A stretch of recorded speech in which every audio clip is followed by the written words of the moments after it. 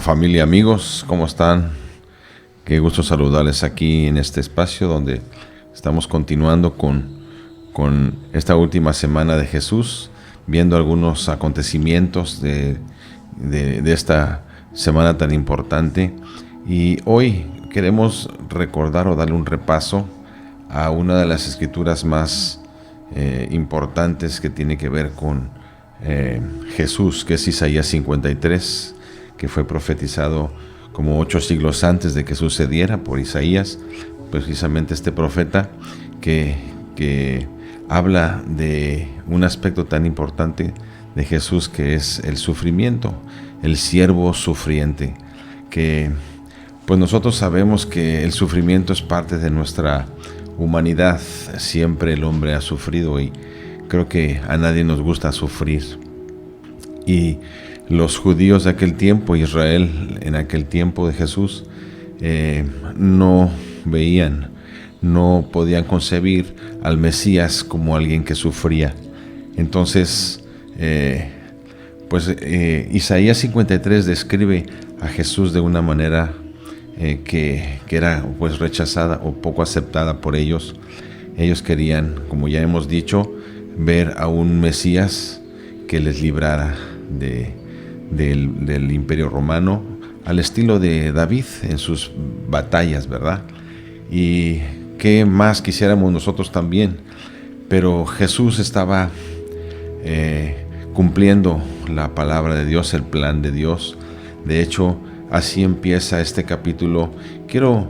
Me gustaría comentar un poquito de Isaías, cómo empieza, porque dice Isaías 53:1, ¿quién ha creído a nuestro mensaje? Dice. Y después, ¿a quién se ha revelado el brazo del Señor?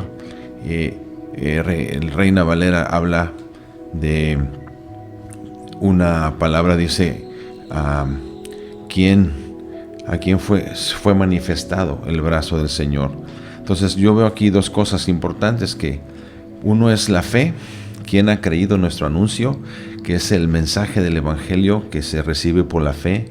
Todo esto que dice la Biblia tiene que ver con la fe. Lo aceptamos, lo vivimos a través de la fe.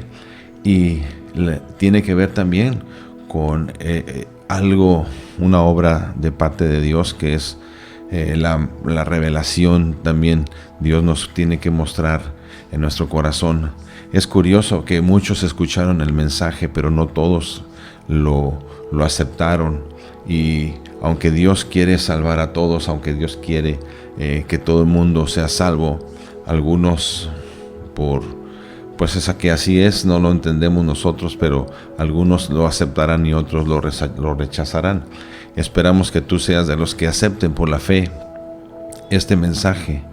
Y empieza a describirlo como alguien que no era muy atractivo. Yo quiero leer ahí una parte donde dice: subirá cual renuevo delante de él, y como raíz en tierra seca.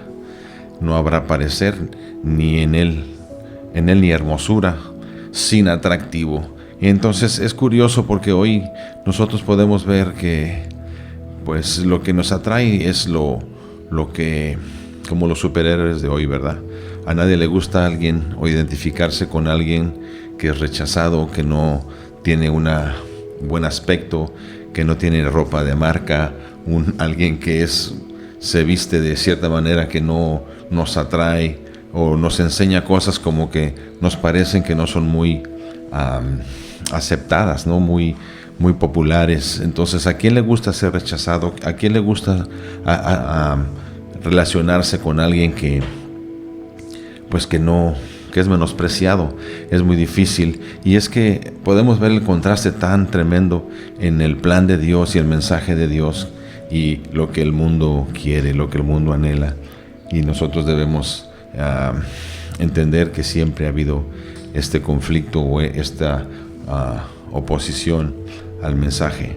Así que quiero leerte una porción más adelante, pero el asunto aquí es que Jesús se revela y en el versículo 3 dice, experimentado en quebranto, un hombre quebrantado, un hombre sujeto al plan de Dios y no a sus propios planes, y eso trae un quebrantamiento de su propio ego, de su propia vida, para él hacer el plan de Dios, para él cumplir el propósito de sufrir precisamente.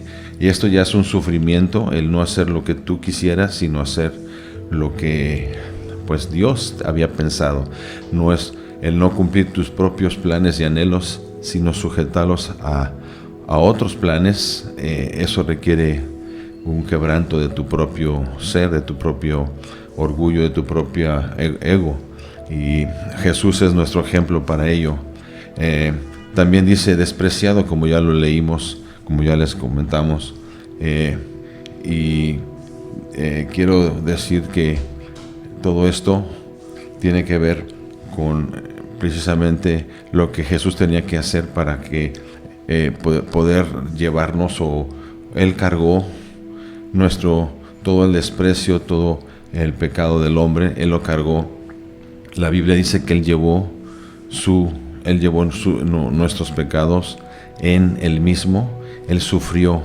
Se refiere a la obra de expiación, porque solamente Él podía hacer esto, ser el que pudiera, pues es Dios mismo haciendo su obra. Pues quiero leer otra porción de este capítulo que tan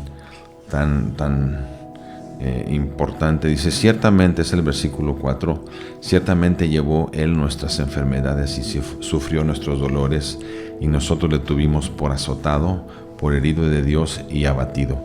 Estoy leyendo esta versión 60 de Reina Valera. Después el versículo 5 dice, mas Él herido fue por nuestras rebeliones, molido por nuestros pecados, el castigo de nuestra paz fue sobre Él, y por sus llagas fuimos nosotros curados. Quiero nada más recordar que hay una situación que tiene que ver con la naturaleza del hombre, que se le llama pecado. Y hoy en nuestros días yo he escuchado a muchas personas que dicen que Dios es bueno, que el pecado solamente nos merma todo el potencial que tenemos, y que el hombre no necesita más que confiar en Dios y esperar en el amor de Dios. Pero el amor de Dios no podría llegar a nosotros, o no podría alcanzarnos si no fuera porque hay una naturaleza de pecado que es muy real. Precisamente es por la causa por la que este siervo sufriente tuvo que venir. Nosotros sabemos que Dios mismo tuvo que venir a este mundo en una forma de siervo, en buscar y salvar a los pecadores. Y Jesús lo demostró en todo su ministerio, en todo su trabajo aquí. Él se identificó con los enfermos, no con los sanos. Él siempre atendió la necesidad del hombre, el quebranto del hombre. Él atendió precisamente las enfermedades, no solamente físicas, sino también espirituales. Él liberó a muchas personas de demonios, o a la gente a veces tampoco le gusta escuchar esto de los demonios, pero son seres que pueden quedarse y cautivar a algunas personas y influenciarles. Entonces dice la Biblia aquí del trabajo de este siervo sufriente, que nuestras debilidades Él las cargó, que nuestros dolores Él los llevó. Él experimentó en sí mismo, y Él se pudo identificar con nuestro sufrimiento humano.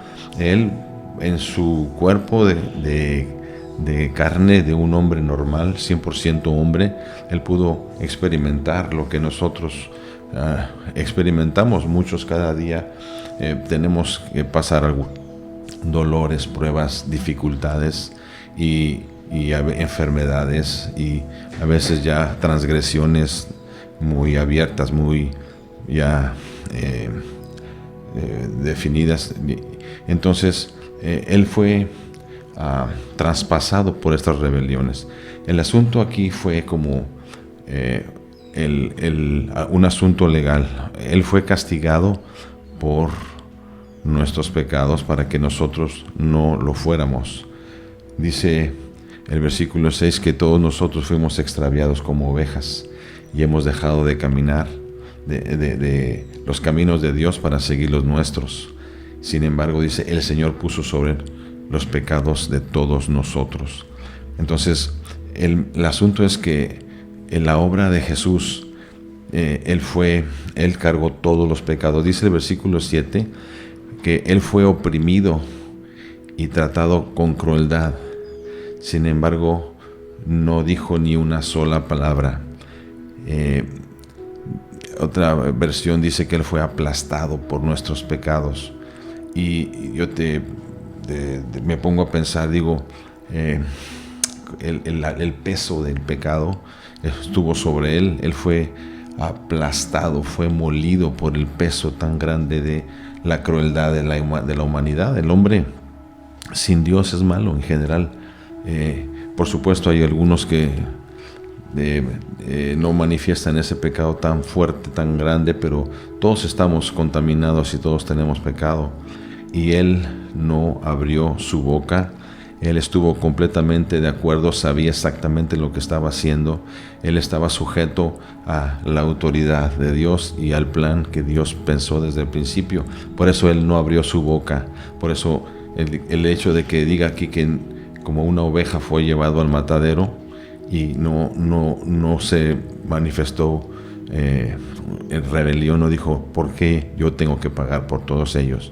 Él simplemente entendió que era un asunto legal.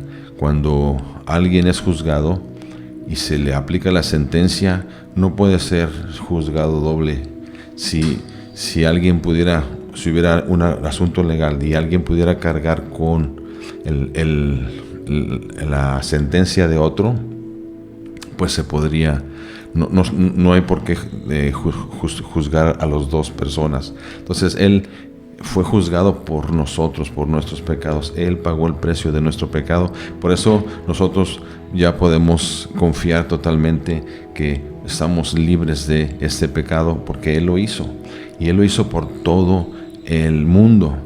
Y aunque algunos no lo saben y algunos no entienden, pero los que hemos tenido la dicha y hemos podido entender que Él pagó por nuestros pecados, podemos descansar, podemos ser librados de esa carga de pecado y podemos realmente disfrutar de esta obra que Él hizo, donde Él sufrió, Él tuvo que morir, Él fue quebrantado por nosotros y la paga de nuestros pecados, pues Él la llevó y nosotros ahora podemos disfrutarlo. Dice, versículo 10, dice que formaba parte del buen plan del Señor.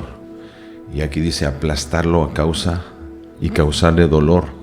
Sin embargo, su vida sea entregada, cuando su vida fue entregada por ofrenda al pecado.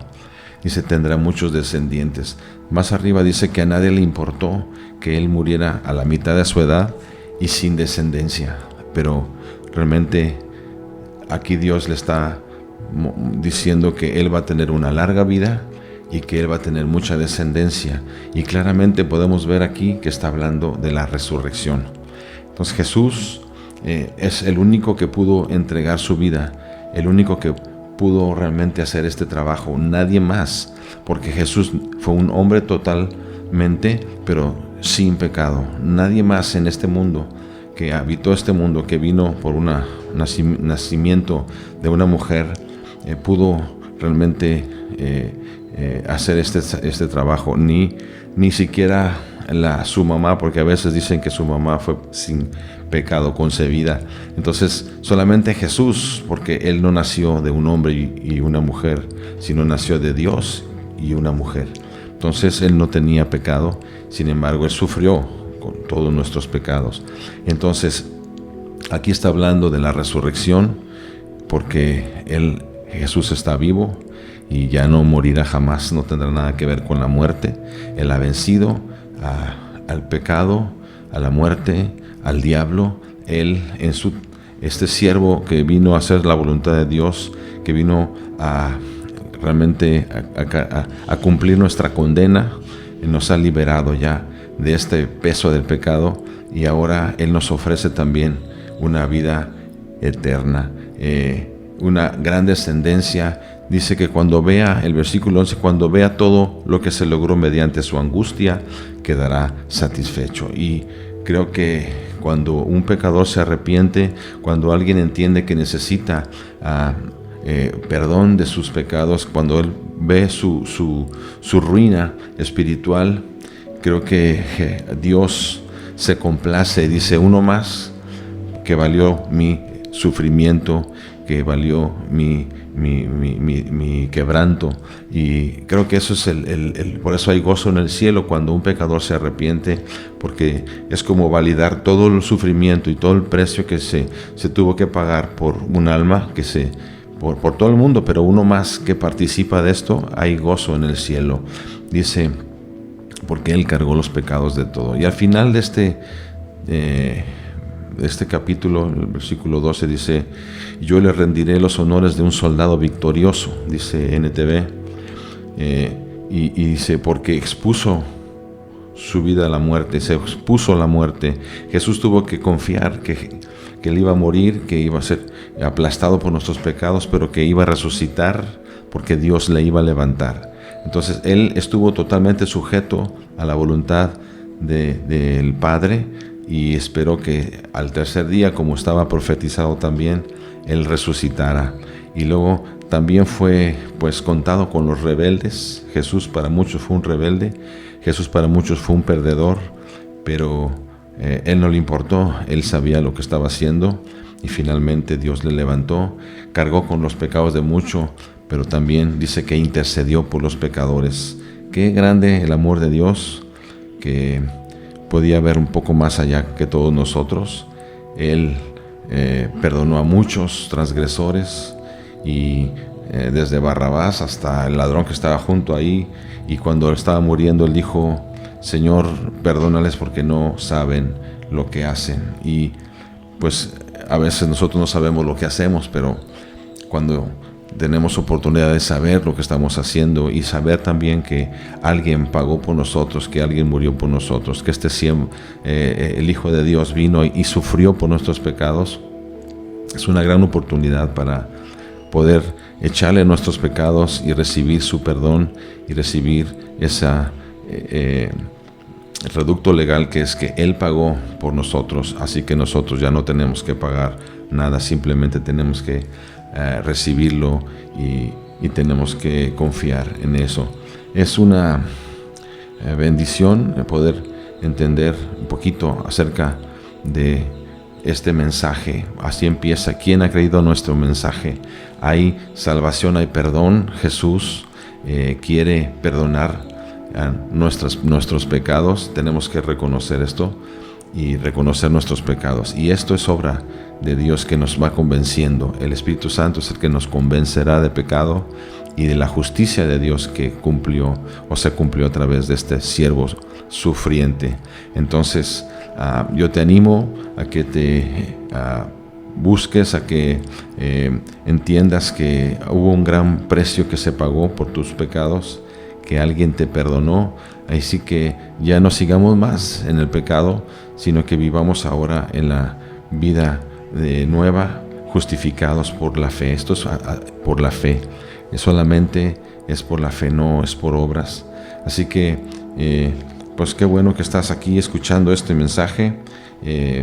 Esa es una de las maravillas de la obra de Cristo, como alguien dijo: yo voy a morir por ellos, pero sabiendo que Él iba a resucitar y que iba a traer una gran bendición a todos nosotros. Pues te bendigo, te doy gracias que estás escuchando esto, y esperamos que sigas escuchando el resto de la semana. Que Dios te bendiga, y hasta pronto.